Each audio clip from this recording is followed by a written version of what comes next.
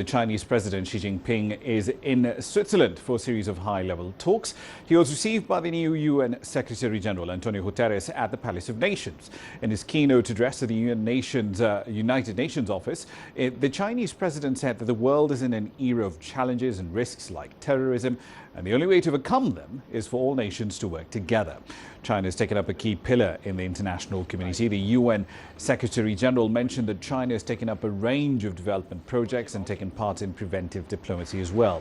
In light of the ongoing conflict in Syria, the president announced that China will provide humanitarian assistance to Syrian refugees.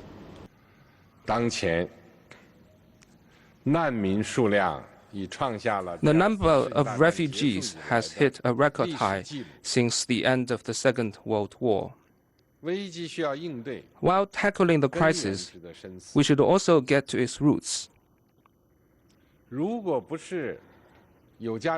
would anyone want to be displaced if they have a home to return to?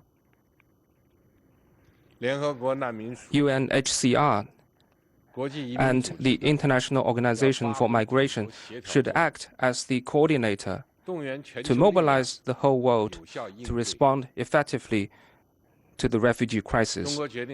China has decided to provide an additional 200 million yuan of humanitarian assistance for refugees and the displaced of Syria.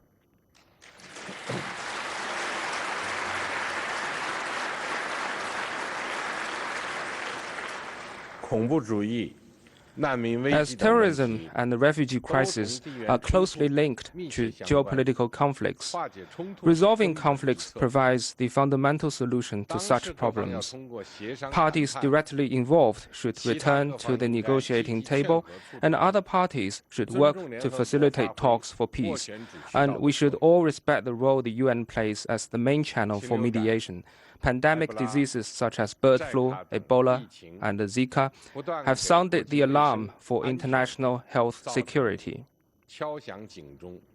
The WHO should play a leadership role in strengthening epidemic monitoring and sharing of information, practices, and technologies. The international community should step up support and assistance for public health in African countries and other developing countries.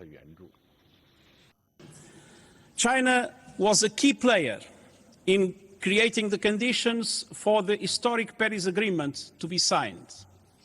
And China has been a key player to make sure not only the Agenda 2030 was approved, but that the international community will do everything possible to make it a success in implementation.